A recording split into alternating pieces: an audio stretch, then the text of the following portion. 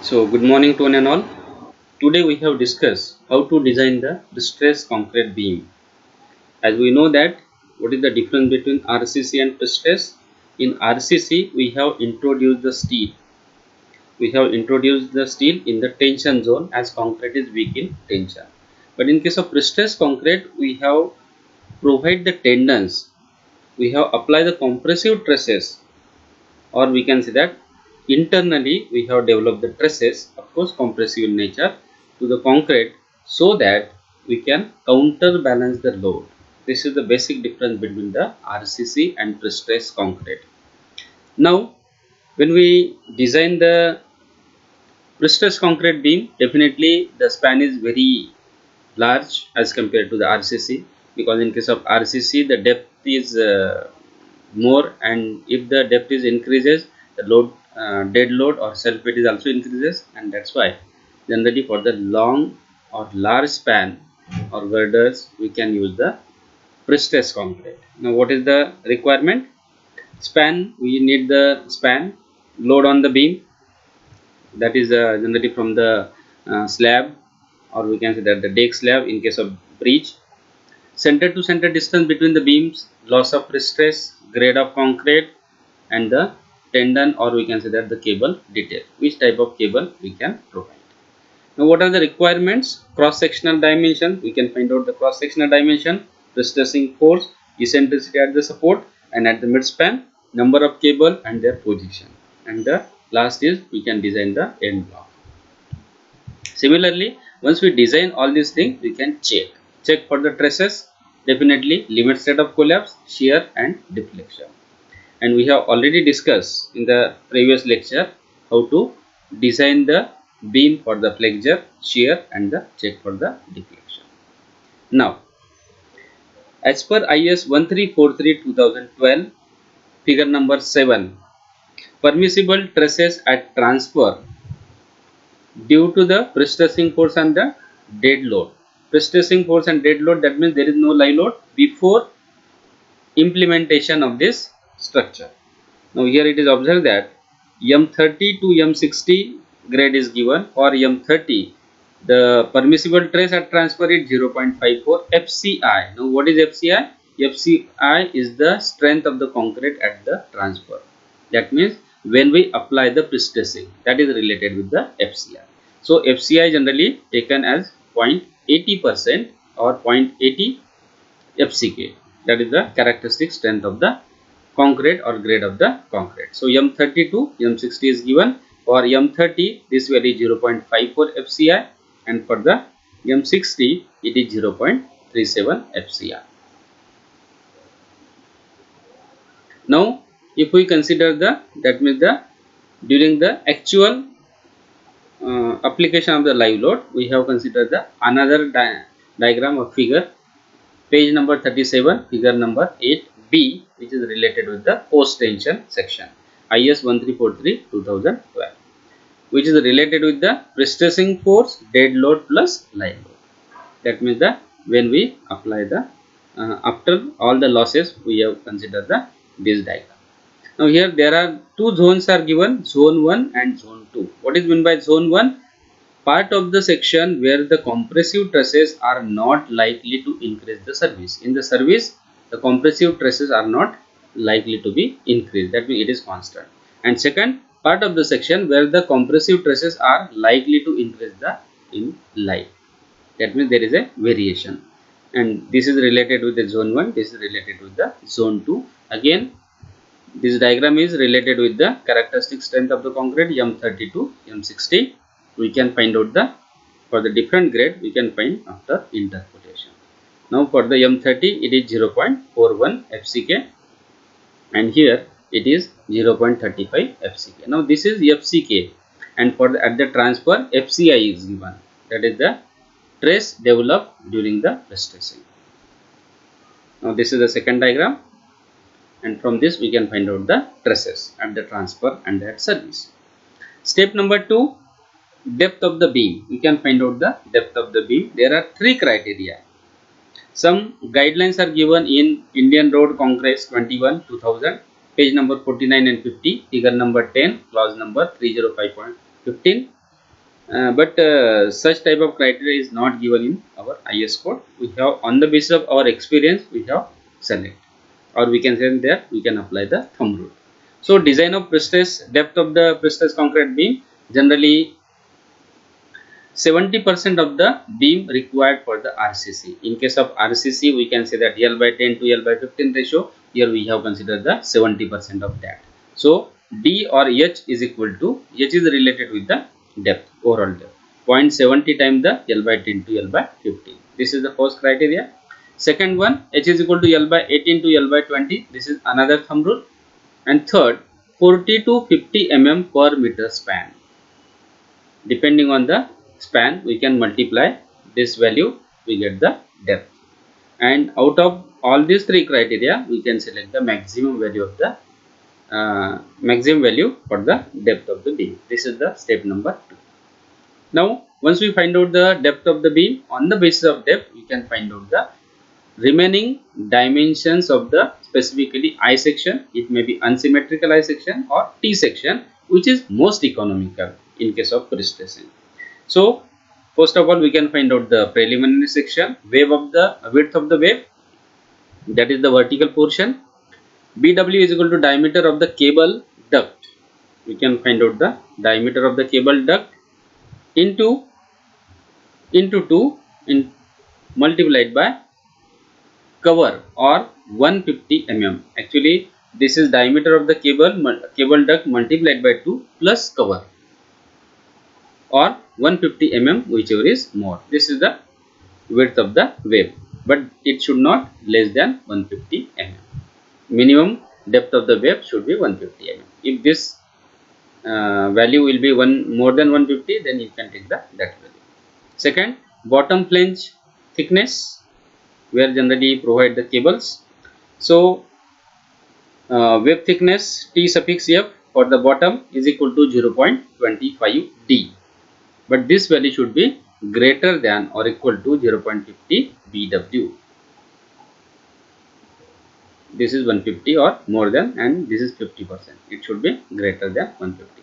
That means this value should be greater than 75 mm. Second, width of the bottom flange. For the, this is related with the flange, this is related with the width. Bottom flange thickness and the width. So width is equal to 0.30 to 0.40% or times the depth, overall depth of the beam. But this value should be less than or equal to 4 times of BW. BW is again width of the wave, 150 multiplied by 4, that is 600, less than 600 here.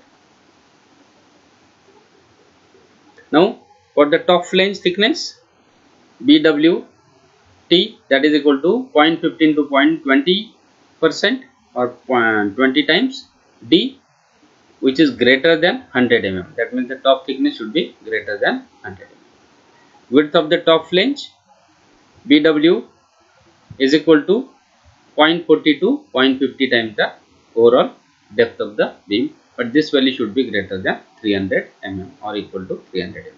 This is the preliminary dimensions of the section. Generally, we have preferred the I section or T section. Now step number 4, we can find out the sectional property like area of the I section or T section.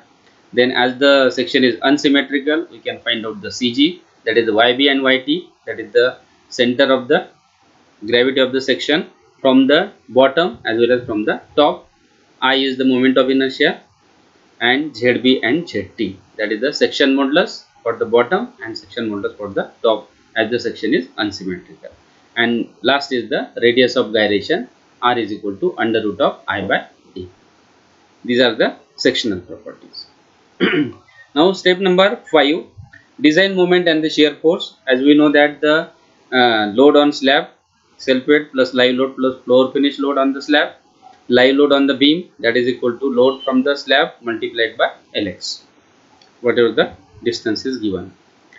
So self weight of the beam is equal to 24. Here we have considered the plain concrete, that's why density is 24 kilonewton per cubic meter multiplied by area of the I or T section, and we get the self weight. Then live load moment is equal to, as the beam is simply supported, rest on the two supports in case of pre-stressed concrete. That's why due to live load moment WL, that is the live load, into L square divided by 8, and for the due to dead load self weight of the beam into L square divided by 8.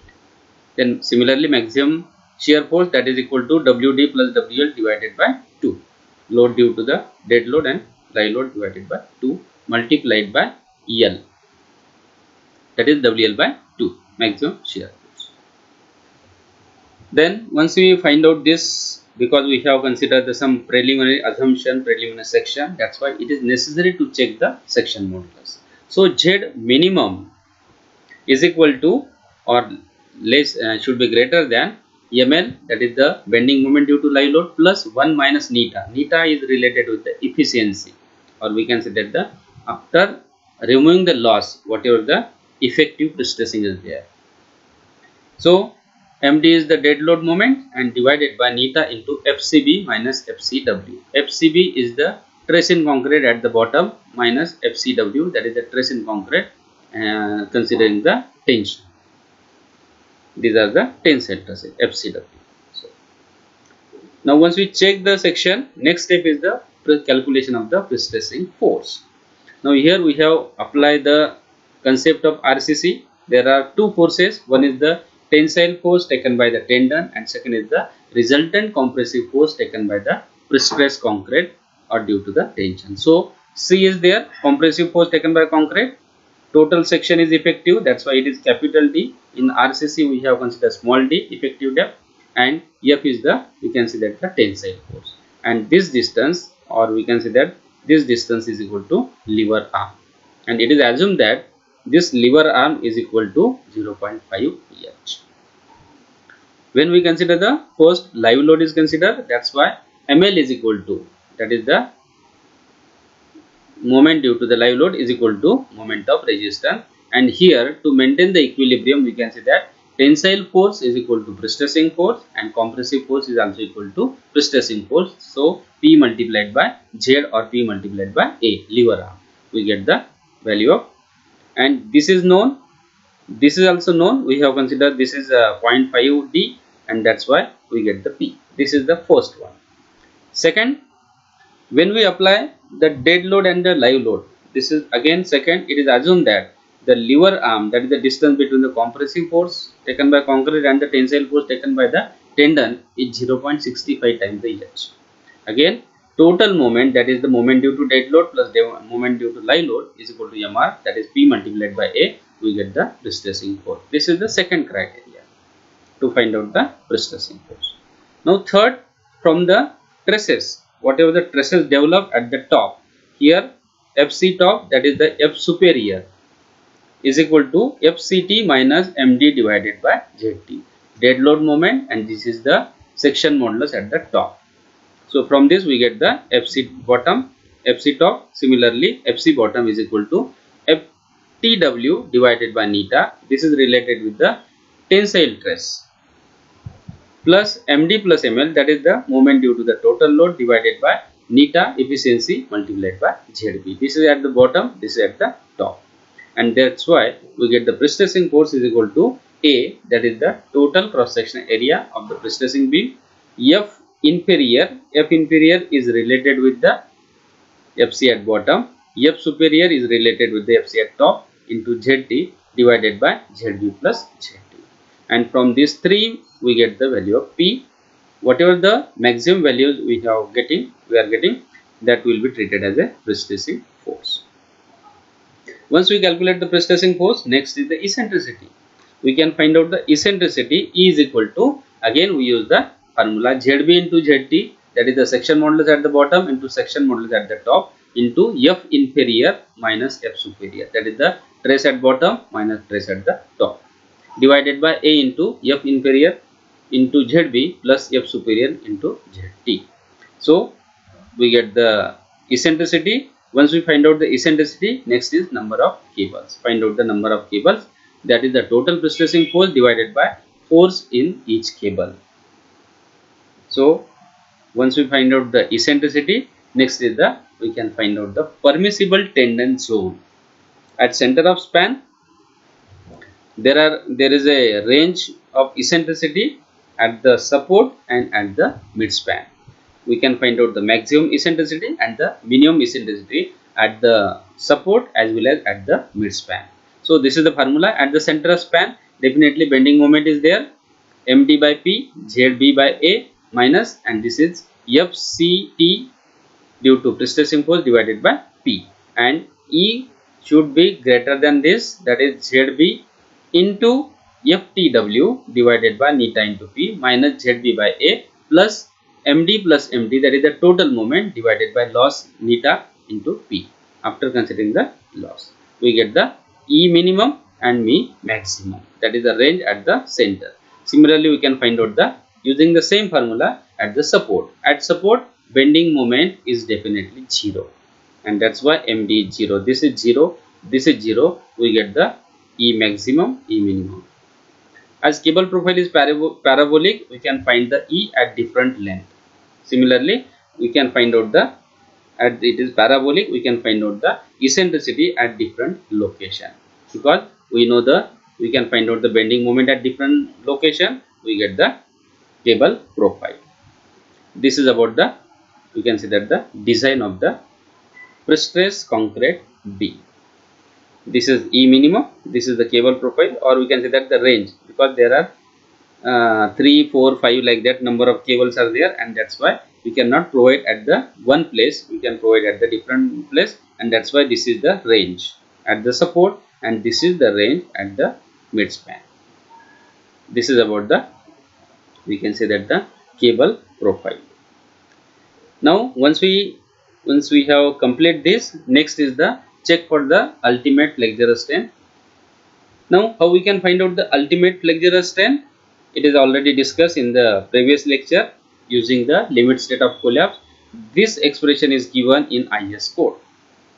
Here we have considered the design moment is equal to, that means we have applied the limit state of collapse is equal to 1.5 times the actual dead load moment and the actual live load. Assume the neutral axis lies within the wave, and that's why we can find out the AP is equal to APW, that is the area of pre-stressing in the wave plus area of pre-stressing in the flange. But we know that area of pre-stressing in the flange is equal to 0.45 FCK B minus BW into DF divided by FPU, and the effective reinforcement ratio is equal to, this is also given in IS 1343, FPU into APW divided by FCK into BW into D, because it is a flange section. We have considered the BW, that is the thickness of the or width of the wave. Then assuming FP divided by FPU, if it is not given, then 0.50, and find out the page number 51, table number 11, IS 1343. We can find out the value of, we can say that the EFPB and XU by D. Once we know the XU by D, we can find out the position of neutral axis, because D is known to us, and use this formula which is again given in the IS code. We can find out the moment capacity. This is the moment of resistance offered by the section, and this should be greater than the external bending moment. If this is greater, then we can say that our section is safe from the flexure capacity point of view. Thank you very much.